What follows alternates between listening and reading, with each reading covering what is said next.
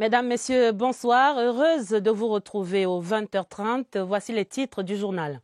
Le ciel s'éclaircit entre Malabo et Yaoundé. Les délégations équato-guinéennes et camerounaises qui se concertent depuis ce lundi étaient reçues en audience par le ministre d'État, secrétaire général de la présidence de la République. Perspective d'apaisement en tête de ce journal. Ciel plus clair dans le nord-ouest et le sud-ouest. Le plan présidentiel de reconstruction et de développement est sur le métier. La concertation de Boya est racontée dans ce 20h30. Ciel sans nuages dans les établissements scolaires. Un mois après la reprise, le Covid-19 reste maintenu bien loin des écoles. Évaluation dans le journal, veille du lancement des premiers examens. Ce sera dans la suite de ce 20h30. Voilà pour les titres. Yaoundé et Malabo qui renouent le dialogue.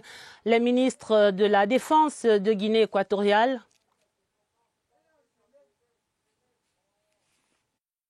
Public restera obligatoire jusqu'à nouvel ordre.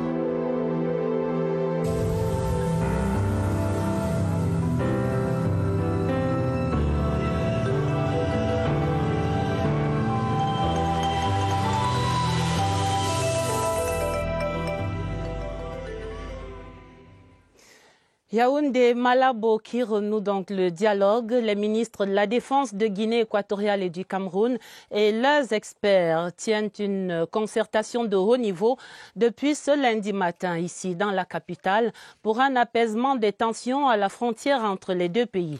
Avant la fin des travaux, demain mardi, le ministre d'État, secrétaire général de la présidence de la République, Ferdinand Ngongo, a reçu les deux délégations en audience. Leandro Bekale Nkogo et Joseph Betia Somo au Palais de l'Unité. C'est un reportage de Yves-Marc Medzo.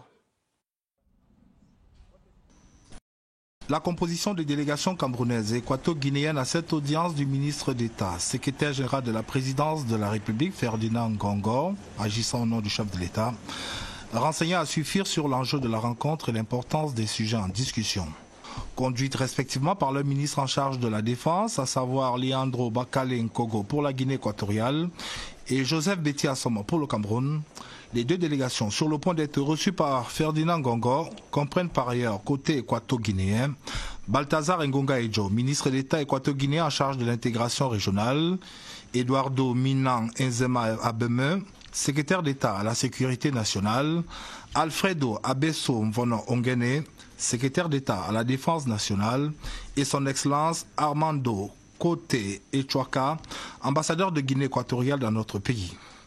Pendant ce temps, côté camerounais, on retrouve aux côtés du patron de la défense, Joseph Betia Somo, ses homologues des relations extérieures, le jeune Belambela, et de l'administration territoriale pour la Tangandji, puis l'ambassadeur du Cameroun en Guinée équatoriale, son Excellence Lazare Pouelmbala.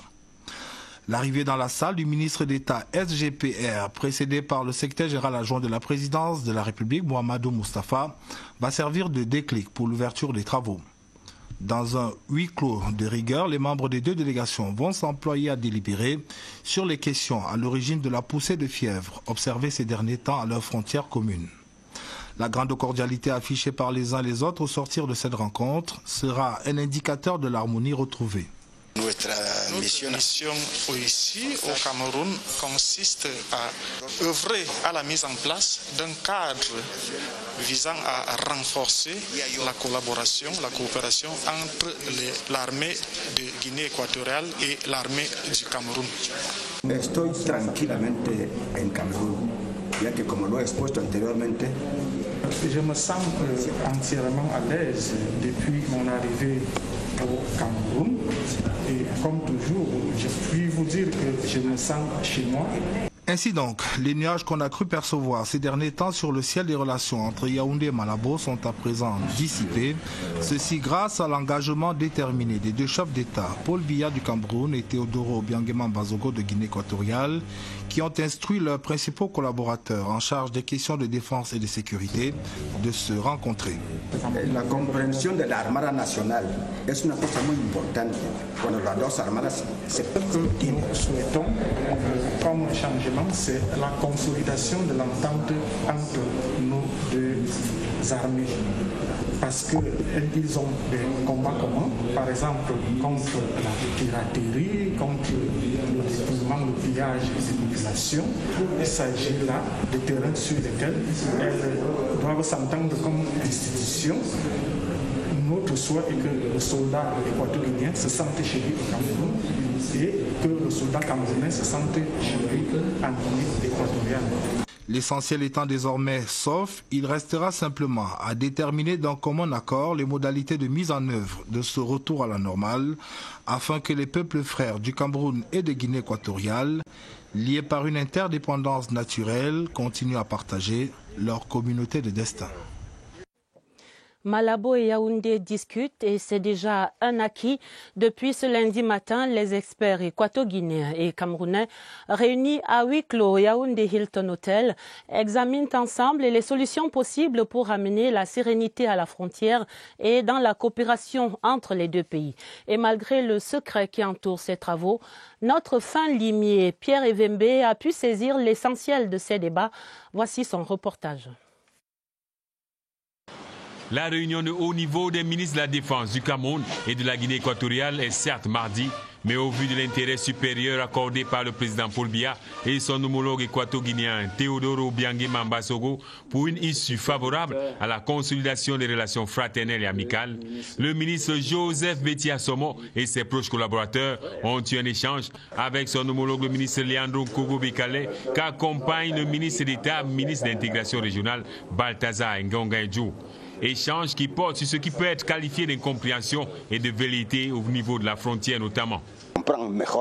Bien que nous soyons frères, il n'avait pas intérêt d'entente entre les deux armées. Maintenant, nous mettons en place un processus qui permettra que l'armée équato-guinéenne soit au service du Cameroun et vice-versa. Et je pense que cela permettra de mieux gérer toutes ces situations. Les armées camerounaises et équato-guinéennes ne sont pas sur le pied de guerre, mais sur l'harmonisation des forces. Un pays frère, ami. Je ne veux pas citer les liens que nous avons, ils sont nombreux, ils sont historiques, ils sont culturels, ils sont sociologiques, ils sont géographiques. Les experts ont tout dit donc Kogo Ngone, directeur de la coopération militaire. Les travaux devront aboutir à la signature du rapport de la réunion des experts et le paraphage du communiqué final, base pour les ministres d'une relation mieux régulée entre les deux pays frères, notamment à la frontière. Les chefs d'état-major des armées de Guinée équatoriale et du Cameroun poursuivront ces travaux demain mardi à huis clos avant la rencontre entre les deux ministres de la Défense équato-guinéenne et camerounaise. Dans le dossier du 20h30, c'est veillée d'armes ce soir pour les candidats au concours d'entrée en 6e et en première année technique. Le 20h30 qui dresse donc le premier bilan de ce dernier trimestre depuis la reprise du 1er juin. Les enseignants estiment globalement à 95% le taux de couverture des programmes et priorité est désormais mise aux révisions. Et voici le début des examens 2020. L'ambiance à Yaoundé avec Agnès Solange à Bessolon. Ambiance particulière dans la cour du lycée de Mbala 2 ce lundi. Des allées et venues à n'en plus finir. Nous cherchons les élèves des classes d'examen censés être en cours, mais malheureusement absents ce jour, veille du concours d'entrée en 6e. Dans la foulée, nous repérons un groupe de jeunes demoiselles, visiblement désespérées. Je cherche mon nom, Afana Nini. Ces futures candidates au certificat d'études primaires achèvent de suivre les cours du 3e trimestre. La mécanique nous demandait beaucoup plus de lignes au cahier. Après, elle nous donnait les épreuves, on critait. On a commencé à réviser les leçons qu'on a fait en classe avec notre ancienne maîtresse. Et je crois que je suis prête pour demain. Les nouvelles rassurantes aussi du côté des plus grands, dont le programme scolaire entamé à près de 90% avant même le 1er juin tire à sa fin. Actuellement, même nos élèves sont en train de passer les examens blancs. Ils sont aussi une phase importante parce que avec ces examens blancs, ils se préparent mieux. 1300 élèves candidats au baccalauréat probatoire BPC GCE au level seront présentés par le lycée bilingue d'application cette année, section anglophone et francophone. Le programme scolaire quasiment achevé ici. L'accent est dorénavant mis sur la révision des cours, mais surtout sur l'assiduité des enseignants et des élèves. Parce que si les élèves sont déjà aptes pour composer ces examens, il nous faut les rendre bien polis. Les petites lacunes, on est en train de les combler. On peut compter dans le 99% d'assiduité. Les cours et les révisions se poursuivent dans les établissements scolaires jusqu'aux examens pour maximiser les chances de réussite et mieux utiliser la marge de manœuvre étroite dont dispose le système éducatif dans un contexte de crise sanitaire. Pour les chiffres, au total, ce sont 184 432 candidats qui sont sur la ligne de départ demain mardi pour le concours d'entrée en 6e et 77 514 pour l'entrée en première année de l'enseignement technique pour le Common Entrance du sous-système anglophone. Voyons à présent le dispositif et les ajustements prévus par les responsables de l'éducation nationale pour maintenir le Covid-19 loin des salles d'examen. C'est dans ce reportage de Sidoine Monkam. La session 2020 des examens officiels présente un double enjeu. Réussir aux examens officiels, mais aussi réussir à ne pas contracter la Covid-19. Le contexte de pandémie contraint les ministères en charge de l'éducation à mettre en place une batterie de mesures. Au niveau de l'éducation de base, pour les candidats au concours d'entrée en 6e, en première année de l'enseignement technique et au Common Entrance prévu ce mardi 30 juin, le port systématique du masque devra compter parmi les pièces officielles d'accès sur le site de composition. Pour respecter la distanciation physique, les salles d'examen ne comporteront que 25 candidats. Des sites annexes au centre d'examen sont à cet effet aménagés pour une meilleure gestion du flux de candidats, de même que des salles d'isolement sont apprêtées pour des candidats présentant des signes de la maladie. Pour ce qui est des épreuves pratiques d'éducation physique, elles se feront de manière écrite.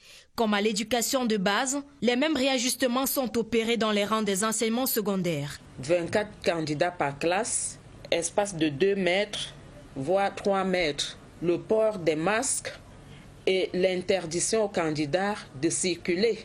Les autorités du secteur de l'éducation ont également pensé à l'accompagnement psychologique des candidats. C'est un bonus à l'ensemble des dispositifs physiques déjà en place. Il faut un réarmement moral des examinateurs et des candidats.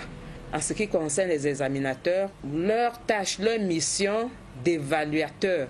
Et pour les candidats, il s'agit d'aborder ces examens dans la sérénité. Examen officiel sans Covid-19, c'est le grand pari à gagner.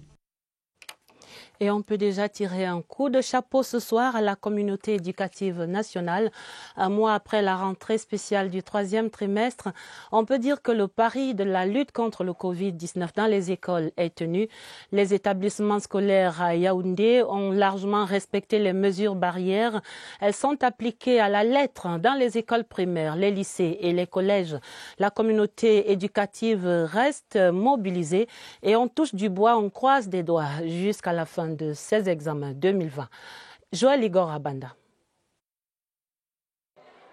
Les mesures barrières prescrites par le gouvernement camerounais sont respectées à la lettre dans les écoles primaires et secondaires de la ville de Yaoundé. C'est le cas ici au Christian Comprehensive Secondary School Nkolbon Etoudi. Parmi les mesures barrières observées dans cet établissement avec internat, le nombre d'élèves par classe est revu à la baisse, soit 24 élèves par salle de classe, et dans les dortoirs aussi. Nous avions tenu avec succès ce pari parce que jusqu'à nos jours, nous n'avions pas encore inscrit un cas de Covid-19 dans notre structure scolaire, puisque nous tenons aux mesures de distanciation que nous insistons aux enfants de respecter. Ici à l'école primaire Sissi NPS, les élèves du cours moyen deuxième année sont tenus par les mêmes exigences sanitaires. Les enseignants aussi. Illustration, le lavage systématique des mains grâce à ces dispositifs de lavage placés à l'entrée de l'établissement scolaire et à l'entrée de chaque salle de classe. Lorsque les enfants arrivent le matin, première des choses, nous lavons nos mains et nous les enseignants, on reste seulement devant la classe. Donc on évite de marcher au couloir. Ici au lycée bilingue des Touguébé, toutes les mesures barrières sont applicables depuis le début du 3e trimestre. Le lycée bilingue des Touguébé a d'ailleurs renforcé les mesures de sécurité avec des caméras de surveillance qui contrôlent et filtrent les entrées des élèves et des enseignants. On a réussi dans cet établissement parce que toutes les mesures que le gouvernement camerounais a prises pour lutter contre la Covid-19. On respecte ça jusqu'à maintenant dans cet établissement. Jusqu'ici, pas de cas d'élèves ou d'enseignants testés positifs au coronavirus dans les établissements scolaires primaires et secondaires que nous avons visités ce lundi 29 juin 2020. Dans l'enseignement supérieur, promesse de recrutement tenue par le chef de l'État, les nouveaux enseignants des universités d'État disaient ce lundi leur gratitude au président de la République. Ils étaient près de 1500 nouvelles recrues et qui ont remis une motion de remerciement et de soutien adressée au chef de l'État, au ministre d'État, ministre de l'Enseignement supérieur, le professeur Jacques Famdongo. José Gaëtan Changa raconte la cérémonie. Longue procession au boulevard du 20 mai jusqu'au perron du ministère de l'Enseignement supérieur. Les nouveaux maîtres des amphithéâtres, retenus en 2019 dans la première vague du recrutement spécial de 2000 enseignants, battent le pavé. Un seul mot au bout des lèvres, merci au chef de l'État. Le chef de l'État, dans son élan de cœur, a autorisé le recrutement de 2000 titulaires de doctorat qui devaient être échelonnés sur 3 ans. On a commencé en 2019 par le recrutement de 1237 docteurs, puis toujours en 2020, on a continué avec 359 remplacements numériques.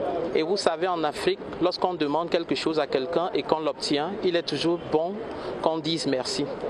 Le ministre d'État, ministre de l'Enseignement supérieur, est sorti de son bureau pour recevoir la motion de soutien. Le professeur Jacques Famdongo leur demande de continuer à être au service de la science. Le recrutement des enseignants du supérieur va se poursuivre dans le respect des lois de la République, a assuré le chancelier des ordres académiques.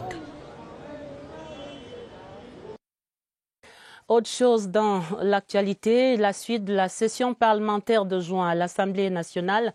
En ce début de semaine, les députés examinent 2 projets de loi.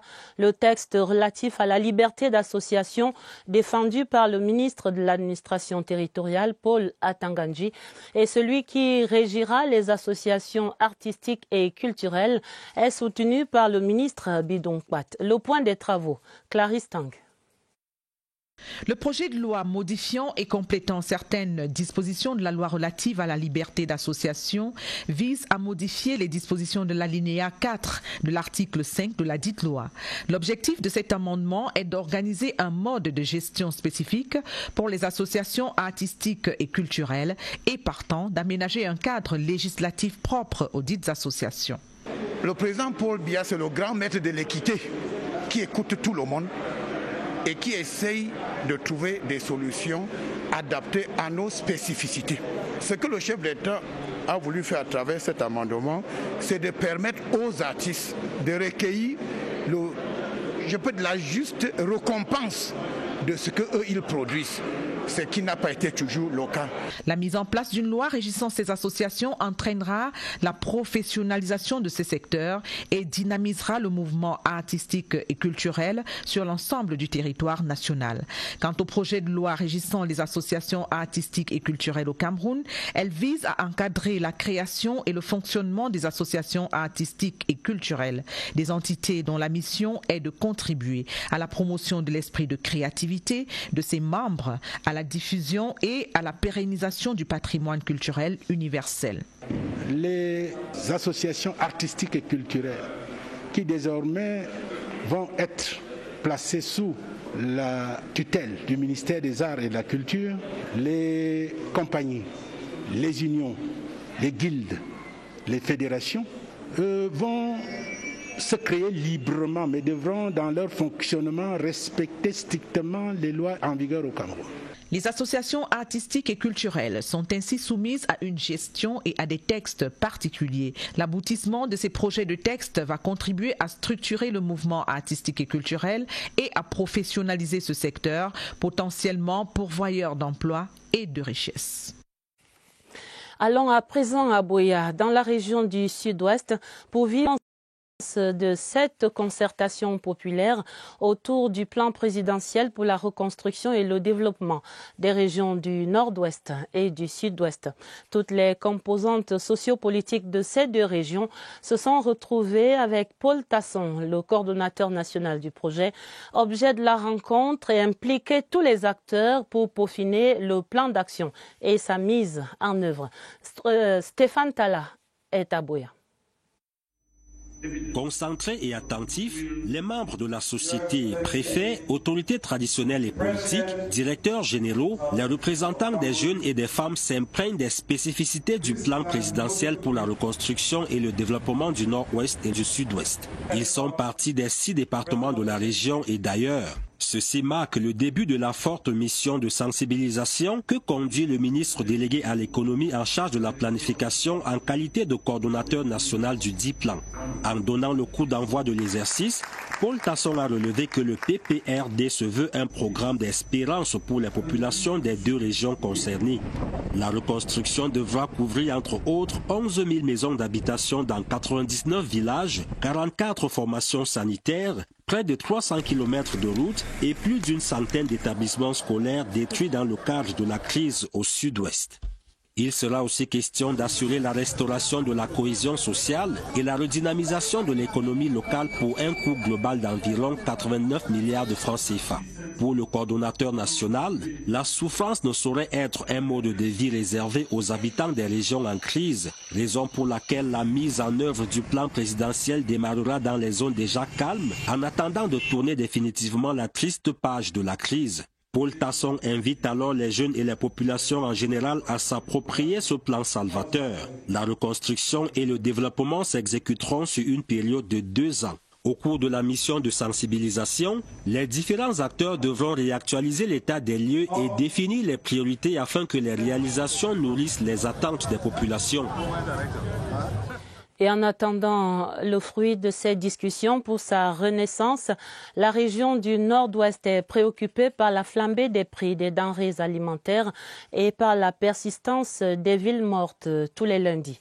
Le maire de la ville de Bamenda a ainsi décidé de prendre le taureau par les cornes. Allons voir cela sur place à Bamenda avec Valentin Kouadeu. Bamenda Park Market ce lundi, difficile de respecter la distanciation physique. Pour cause, les populations sont sorties en masse acheter les denrées de première nécessité. Depuis la crise, les gens n'ont pas quelque chose à manger, les gens n'ont même pas cultivé. Si nous sommes au marché, nous allons dépenser environ 4 000 pour avoir ça, 4 000, 4 500. Mais aujourd'hui ici, nous recevons ceci à 2 000 francs. C'est un aide qui nous est donné parce que ce n'est pas facile ici maintenant ici à Bamenda. Cependant, ils trouvent les stocks insuffisants, la demande croissant au jour le jour. La semaine passée, nous avons reçu le riz mais en 25 kilos, pas en 5 kilos. Mais aujourd'hui quand même, on s'est rendu compte qu'on a réduit le stock. Pour répondre à cette préoccupation, le maire de la ville de Bamenda leur a demandé de travailler afin de combattre la pauvreté. On les encourage qu'on ne peut pas manger sans travailler. Donc il faut qu'ils sortent lundi, chaque lundi, travailler pour qu'ils puissent même aussi manger. C'est pas normal que les gens s'assoient à la maison chaque lundi. Ça fait 52 jours par an. Il a aussi tendu la main à l'élite de Bamenda car, dit-il, les moyens dont il dispose sont limités. J'ai avoir un message à tous les Abakwa Boys and Girls qui sont là-bas en haut. Il faut qu'ils cherchent les moyens de m'envoyer quelque chose comme ça. Je peux même augmenter la quantité. Les masques de protection contre le Covid-19 ont été distribués aux populations au cours de cette vente à Bamenda Park Market. Retrouvons à présent notre correspondant au Centre des opérations d'urgence de santé publique pour le point des derniers résultats de la riposte nationale contre le Covid-19. Évariste Yanga, vous êtes donc au QG de Messa en compagnie de votre expert du jour. Quelles sont donc les dernières nouvelles au front de ce combat contre la pandémie?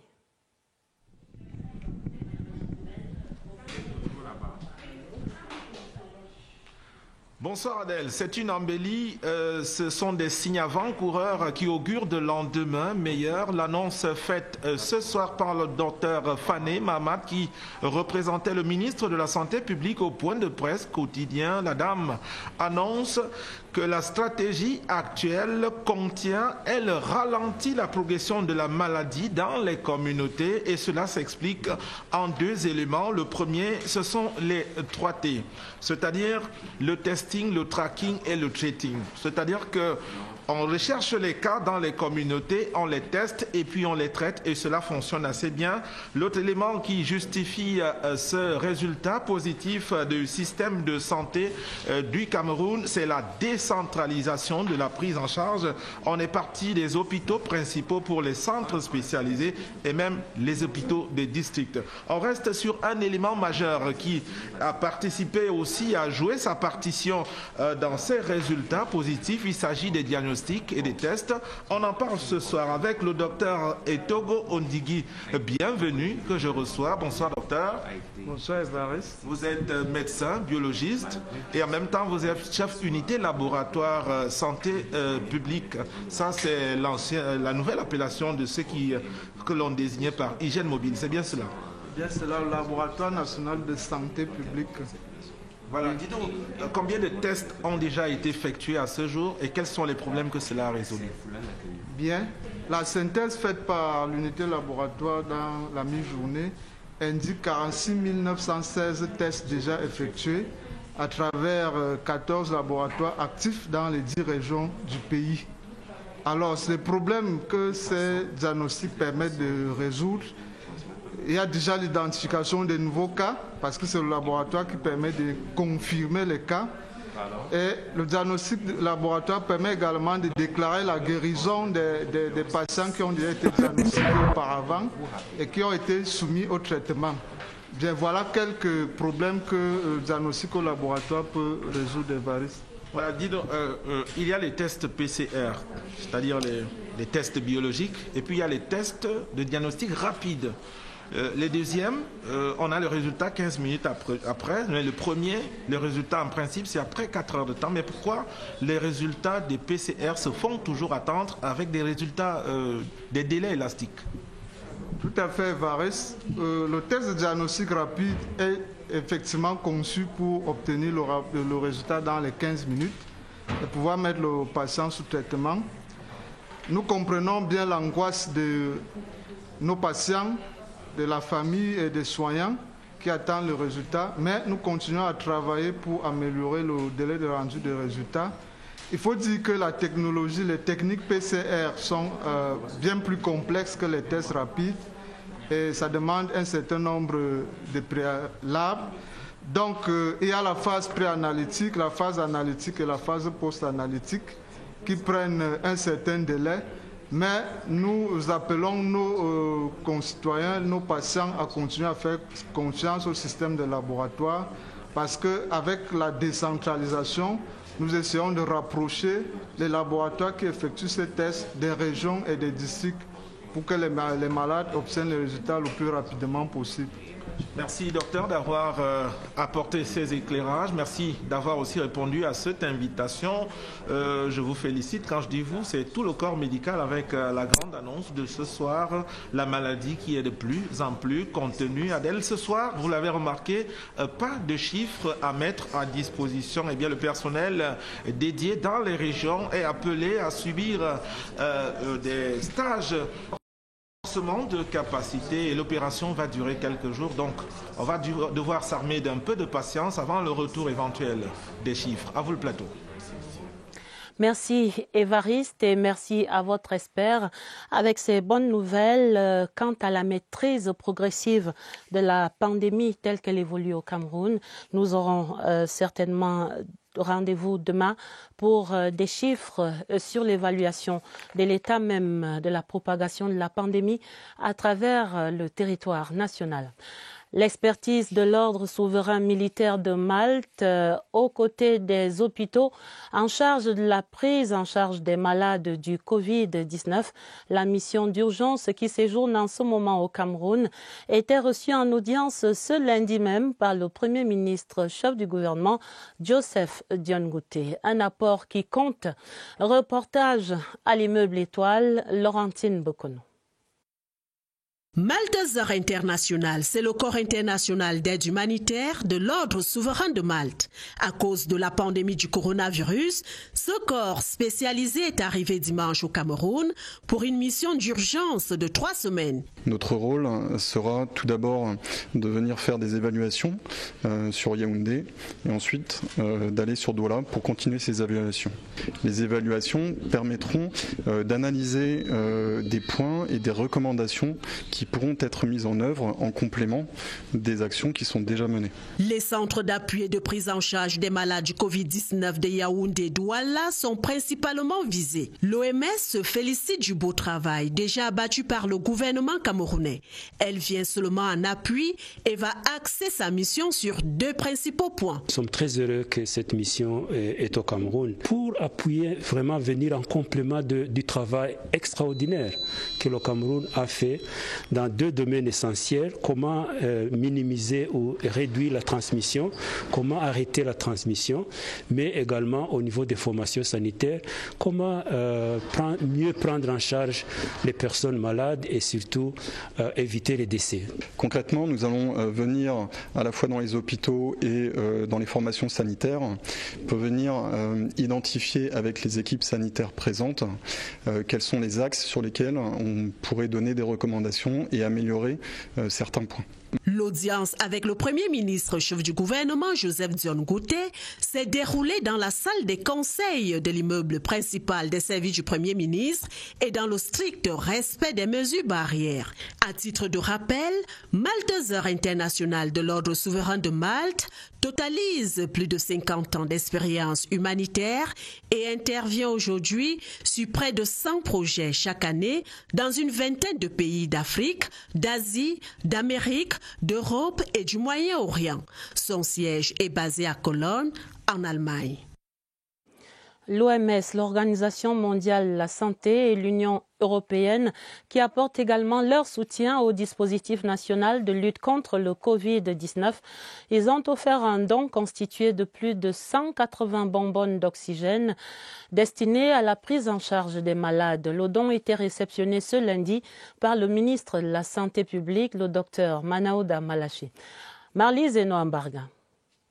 Voici ce que le corps médical appelle concentrateur d'oxygène. Ce sont des équipements pratiques d'une grande capacité d'oxygène destinés aux malades victimes de Covid-19 à un stade avancé. C'est un appareil qui est pratique parce que ça nous permet de prendre l'oxygène dans l'air, de conditionner et l'administrer au patient.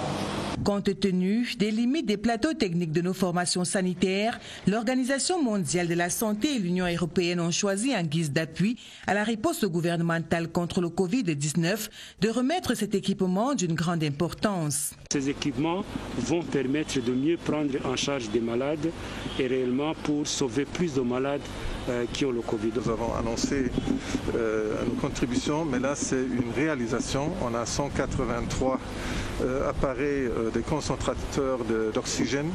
Vous avez une machine à côté d'un lit d'un patient touché par le Covid. Et c'est cette machine qui peut fournir de l'oxygène 24 heures sur 24 pour essayer de stabiliser sa situation et l'accompagner dans la récupération et la réhabilitation. Pour le gouvernement camerounais, ici représenté par le ministre de la Santé publique, Dr Manaouda Malachi, l'appui des partenaires traditionnels au développement est un grand apport dans la conduite des activités engagées contre le Covid-19. À côté des concentrateurs d'oxygène, il y avait également 200 housses mortuaires. Ces dons seront acheminés dans les 10 régions du Cameroun.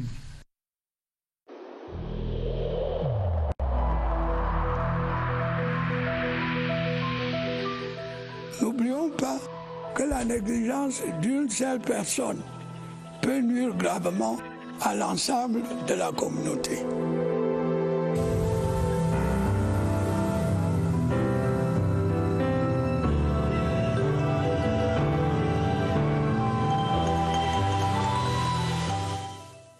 Direction la région du littoral où les établissements scolaires recevaient ce lundi le don du ministère des enseignements secondaires pour renforcer la lutte contre la pandémie, du matériel transmis aux 4 départements de la région par le délégué aux enseignements secondaires. Retrouvons au lycée technique de Douala à Koumassi notre correspondante sur place, Agnès Pascal Ola.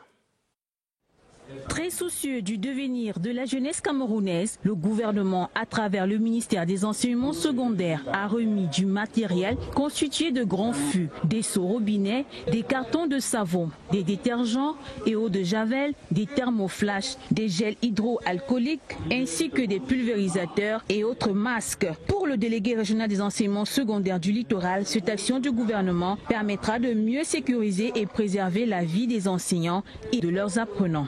A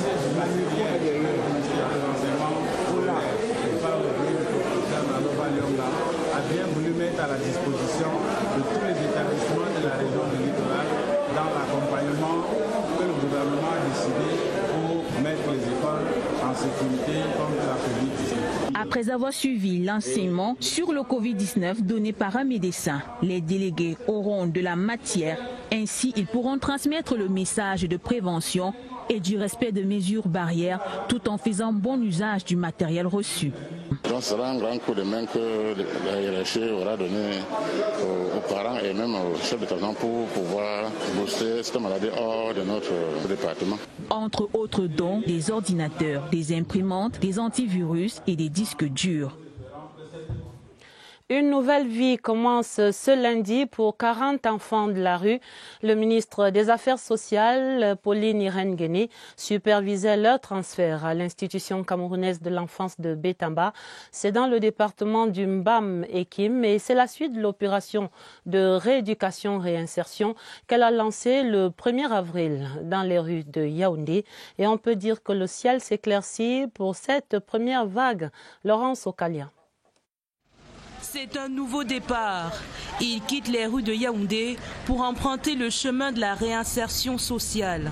L'institution camerounaise de l'enfance de Bétamba, dans le Mbam-Ekim, ouvre ses portes à ses 40 jeunes pour près de 3 ans. C'est dans le cadre de l'opération d'observation et de suivi des enfants de la rue que nous avons initié et engagé depuis le 1er avril dernier. Il a été question pour nous, pour les travailleurs sociaux, de soumettre ces enfants à 3 mois d'observation et de suivi. Et au terme de l'évaluation, on a pu retenir ces 40 enfants. Il y avait plus de 150 enfants que nous avons extraits du centre commercial de Yaoundé. Ils vont non seulement avoir la prise en charge de l'accompagnement, mais également il y aura le placement en apprentissage et socio-professionnel. Ekani veut suivre les pas de la droiture.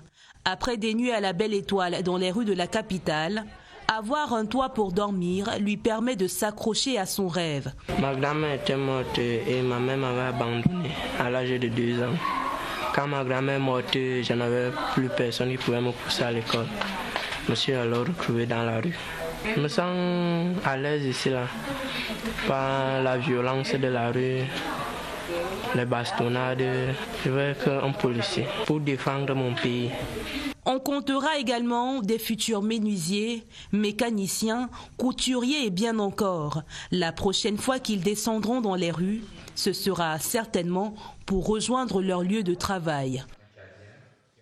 Et on leur souhaite bon vent dans cette autre vie. Conséquence inattendue de la pandémie du Covid-19, la flambée de l'absentéisme dans les secteurs publics et privés. Les patrons et les usagers ne savent plus où donner de la tête face à la désertion des bureaux sous le fallacieux prétexte de la maladie à coronavirus. Quand la pandémie a bon dos, c'est une enquête de Barbara Padjama.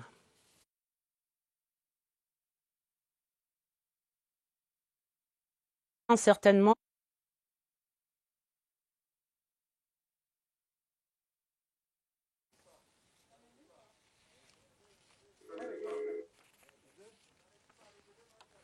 Dans un instant, certainement, cette enquête de Barbara Padjama à Yaoundé, dans quelques administrations pour constater la désertion des bureaux de ces administrations par les employés sous le fallacieux prétexte de la maladie à coronavirus.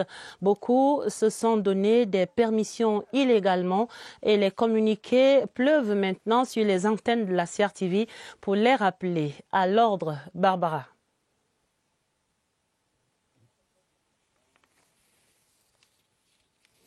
Ce sera certainement dans la suite de cette édition ou dans d'autres éditions, cette enquête de Barbara Padjama.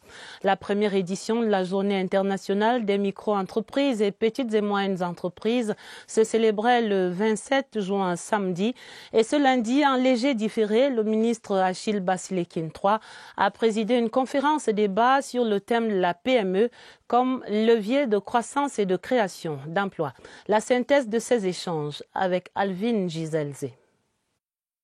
Seules les entreprises qui franchiront un seuil qualitatif dans leur capacité à prévoir, à innover et à anticiper pourront résister à la concurrence liée aux accords de partenariat économique. Sur le plan local, nous ne sommes pas déjà très solides et pour être solide, il faut avoir accès au marché local avant de rêver à l'international. Les données de l'Institut national de la statistique de 2019 montrent que le nombre de micro-entreprises et de petites et moyennes entreprises est passé de 94 000 en 2009 à près de 209 500 en 2016. Des bons points à mettre à l'actif des structures d'encadrement et d'accompagnement mises en place par le gouvernement et l'appui des partenaires au développement.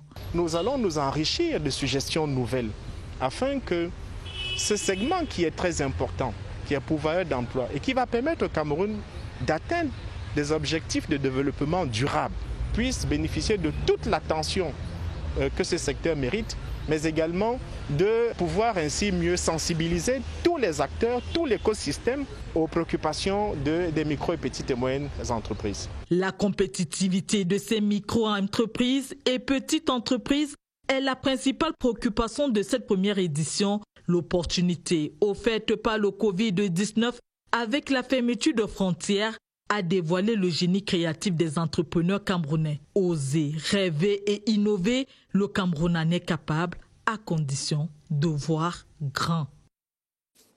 Revenons donc sur cette enquête de Barbara Padjama, sur ces conséquences inattendues de la pandémie du Covid-19, la montée de l'absentéisme dans les administrations publiques et privées, l'absentéisme qui fait son lit dans ces administrations aux grandes dames des patrons. Barbara Padjama et les constats ce lundi à Yaoundé.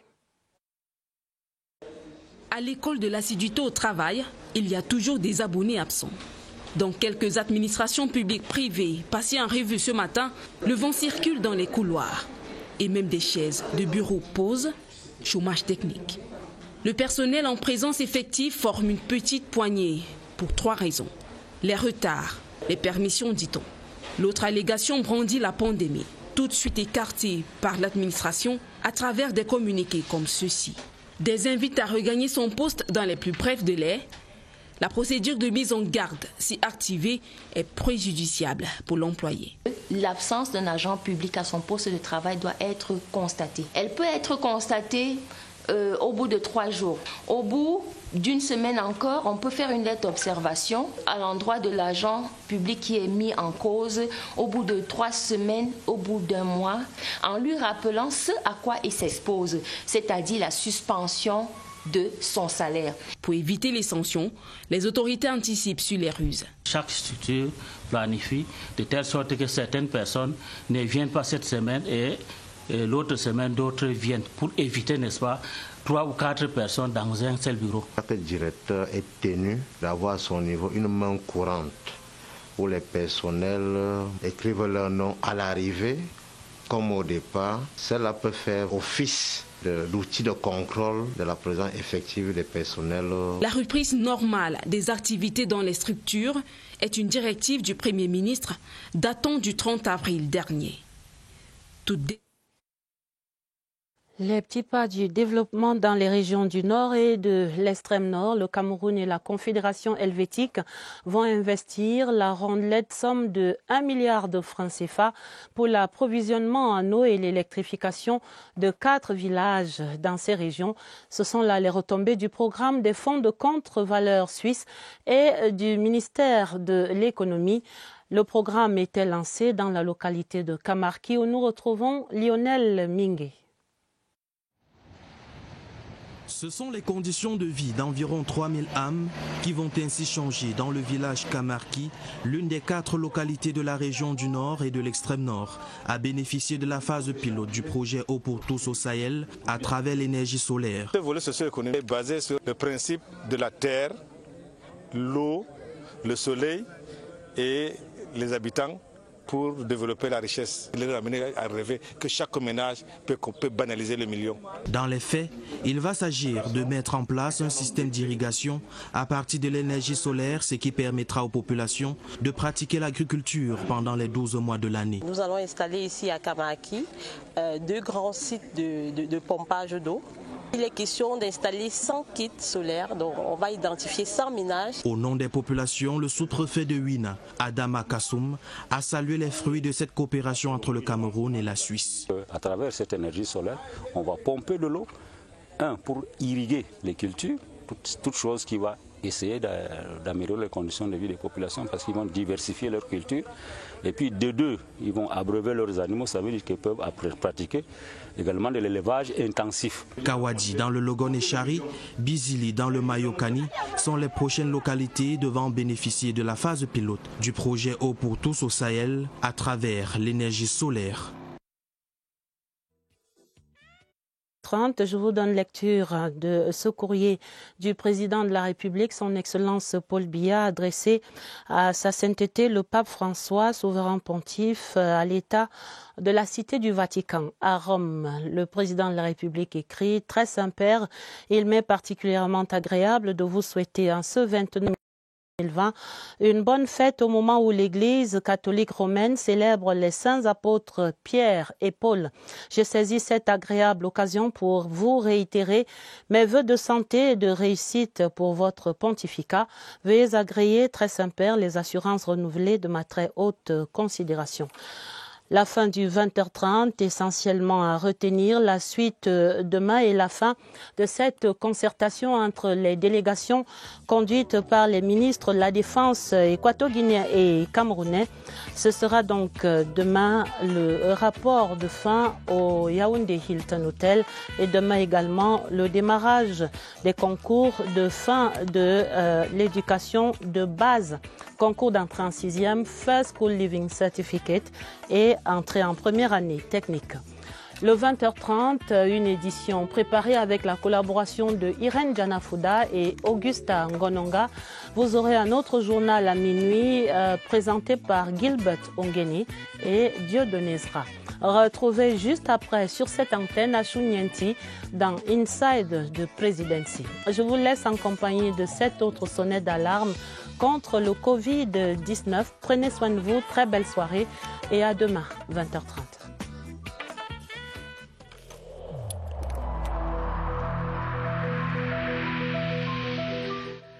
Il est essentiel que les mesures qui ont été indiquées soient absolument respectées par chacun de nous. Lavez-vous régulièrement les mains à l'eau et au savon ou à l'aide d'un gel hydroalcoolique. Restez à au moins 1 mètre de distance des autres personnes, surtout si elles toussent, éternuent ou ont de la fièvre. Si vous avez de la fièvre, de la toux ou des difficultés à respirer, consultez un médecin.